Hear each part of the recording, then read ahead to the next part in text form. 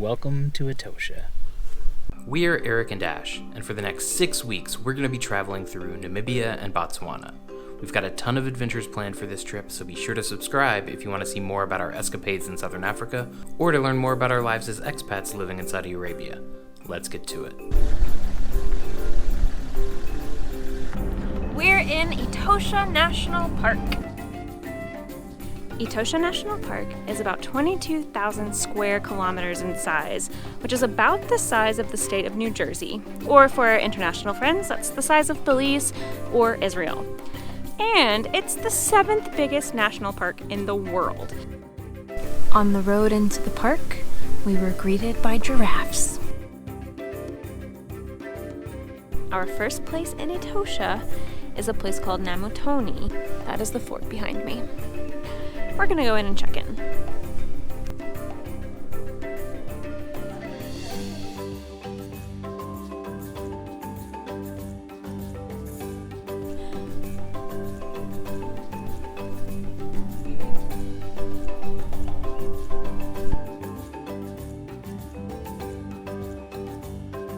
It's a bunch of banded mongoose, and one just dug a hole and found a bug and ate it.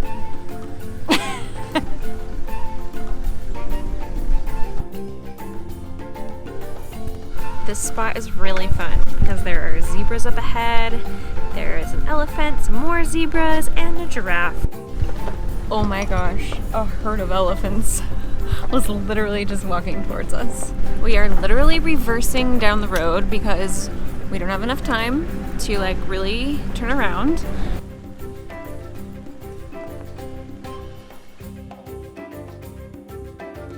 They tell you that Etosha is about sitting at watering holes and just watching the animals come. So far, we have come back to the same watering hole 3 times because of the amount of animals we have seen appearing around the watering hole. Currently, we are looking at least 18, maybe 19 elephants and 10 giraffes. Update. The count from the Johnson car is at least 35. 35 giraffes! When we're self-driving, we like to get a quad cab because Eric can sit in the front and I can sit in the back and we can face the vehicle so that both of us can see everything. It's pretty brilliant, right?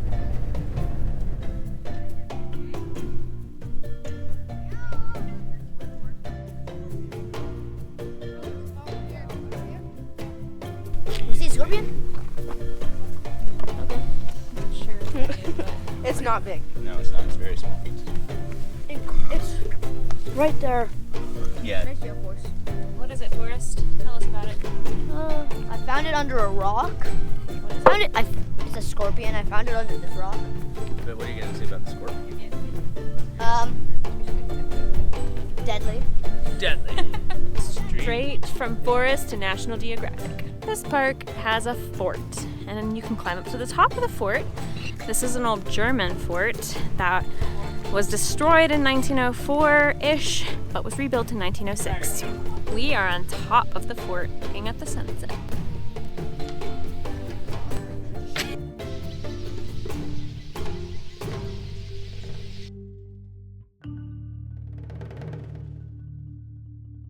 Good morning! It's day 2 in Etosha, and we just left the campsite and went in search of some lions, but we were rewarded by finding some cheetahs. Drinking coffee with cheetahs. Today we are making our way from the Namutoni area of Etosha to the Halali area of Etosha, and we've just been stopping along the way to take pictures and videos and enjoy nature. We found a rhino. Also, we found it because there was a guy who was hanging out of his car, he had opened the door and was standing over it taking a picture, which you're not supposed to do, but it did clue us in that there was something cool.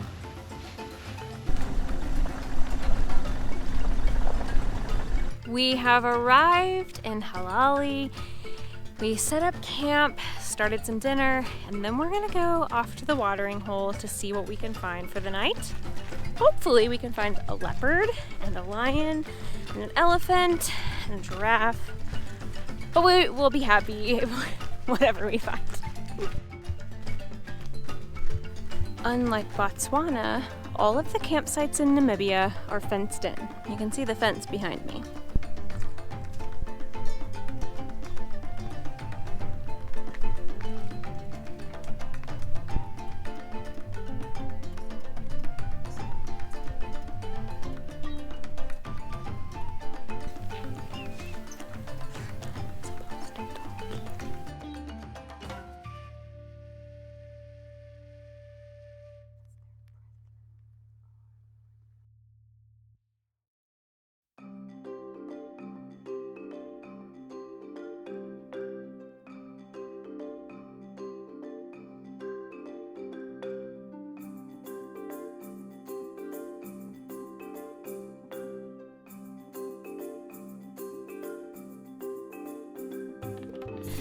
That was an amazing watering hole experience. We started off the night watching some impala and zebra, and the sun went down, and then the real action started. We were visited by our first black rhino, then I lost count of how many other white rhino, some hyena, a bat-eared fox, some other critters I can't remember at the moment, and there were even mice down to my feet. So it was quite the eventful night. In Etosha, you have to be in your camp from sundown to sunup. You can't leave the gates until they unlock them. Right now, we're the 14th car in line.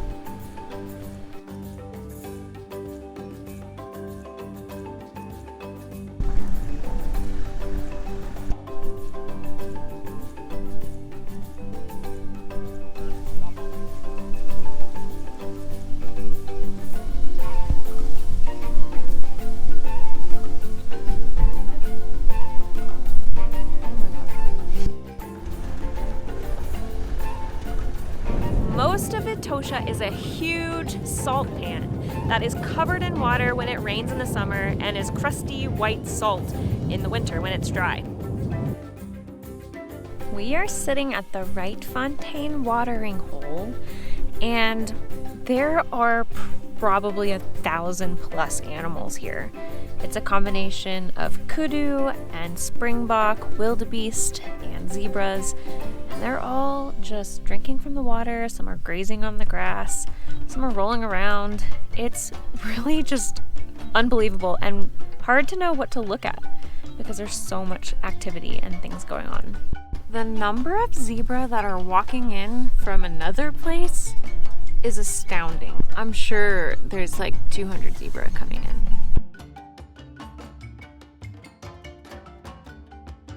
Update. Now, what appears to be 2 separate herds of elephants have descended upon this watering hole. There are close to 50 elephants, with some babies and some really big elephants with huge ears. After a day of driving through Etosha, stopping at as many watering holes as we could make, we are finally at Okakuejo. When we arrived here at Okakuejo, we were greeted by another herd of elephants that were at the watering hole at this campsite. It's just been great. It's been a definite elephant day.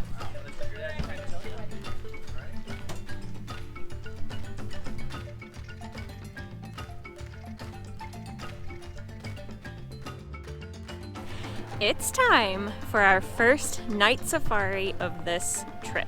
Now you might be wondering, what on earth can you see at night on a safari when you're in the middle of nowhere with very few lights? Well, it's actually quite interesting. The nightlife is like a totally different set of animals than what you see in the day. We're actually going out with one of the tour companies. We signed up for this because we can't actually drive out in the park at nighttime on our own, so we're gonna go with a guide and hopefully we'll get to see a lot. We have got to bundle up. Once the sun goes down, it gets really cold. all the cameras. I want Like, what to see you be part of the trip. I've got the phone. How was it? Thank you. That's for all 12 Hey! We've started and we've all bundled up. Like you can see the sun has set behind me and it got cold real fast. So we're only allowed to use red lights. So you might just see red lights from here on out, but I'm sorry, it's not a horror movie, it's just the rules. The reason you have to use only red lights is because if you shine a white light into the animal's eyes for like an hour long afterwards, they can't see, they're just blinded. We found a rhino! We just saw an owl fly away and it was too quick, we couldn't get a video. But I think we've seen a lion. We found lions.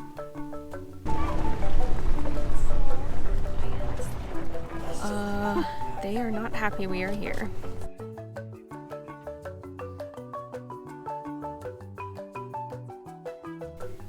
And they're currently watching some springbok. So we might just see them find their dinner.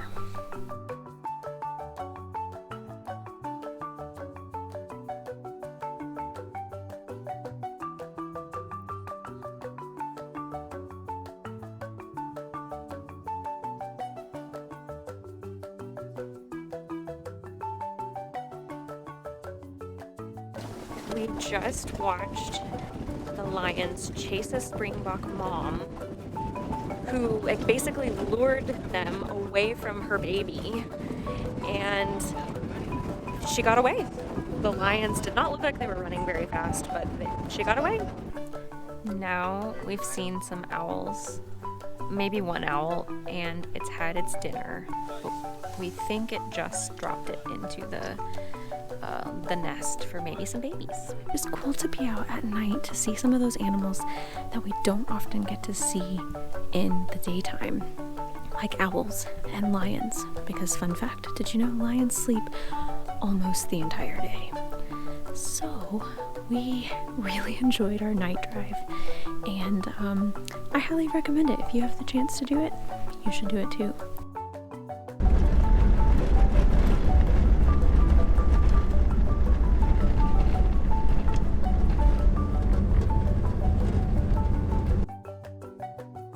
After leaving Okukwejo, we drove west a really long time, stopping at several different watering holes and had lunch. And then we arrived at our last stop in Etosha, Olifantsrus.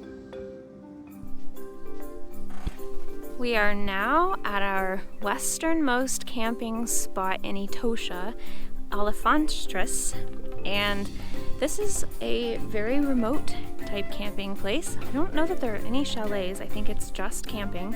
This is the site where in the 80s, the rising numbers of elephant population here in western Etosha was getting to be to the point where it was thought to be threatening all of the biodiversity, because elephants can be really destructive and they basically just clear vegetation out as they walk through and knock things over and eat all kinds of different plants and things. So as a way of population management, the government, I guess, decided to cull a number of elephants. So the structures behind me were used in that process to cull over 500 elephants. Correction to my earlier video, this is not where they actually killed the elephants. This is where they brought their bodies to be processed. As I've mentioned before, all of the campgrounds have a watering hole that you can go and have a look. This one has a watering hole, but it also has a hide that is built out by the watering hole. So I'm about to take this path out there and see what it looks like.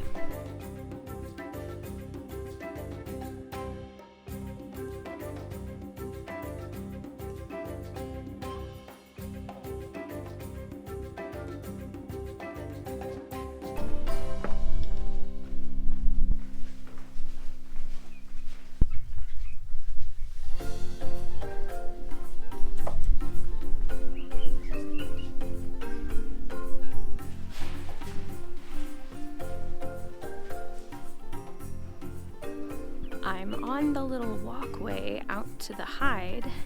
There's the camp fence behind me, and there's our car.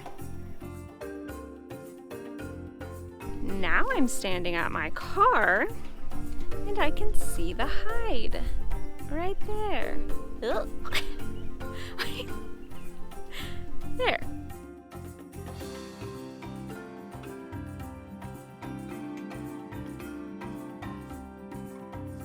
A few nights ago, we made rajma in our pressure cooker that we brought with us, and we have leftovers. This is the second night we're eating them, so we're gonna heat it up. It looks disgusting, it's not, though. It's fine. So earlier, this back door was stuck. This little hinge up here was just like straight up, would not open. So I had the brilliant idea to get some of our vegetable oil and put on the hinge, and it opened like a champ.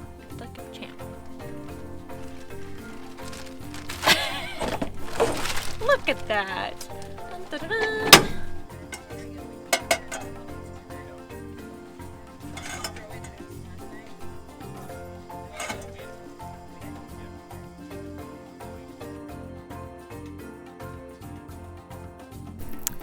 We have been sitting around the campfire, but Eric and I decided to go and see what we saw at the watering hole, just to find out if there was anything out there. So when we walked out there, there was a big male elephant who was drinking from the pool that was really close to the hide. He turns to walk away. They have like a red strobe light out there, which is really hard to see, and we didn't have any other spotlights or anything, so the movement caught my attention. I looked through my binoculars and see the silhouette of a male lion in the reflection of the water, and I got so excited. I said, "There's a lion! There's a lion!" And so there was a male lion, and actually there was a female lion too. So we just got to have two male-female lion encounters in 2 nights. What a good way to end our last night in Etosha.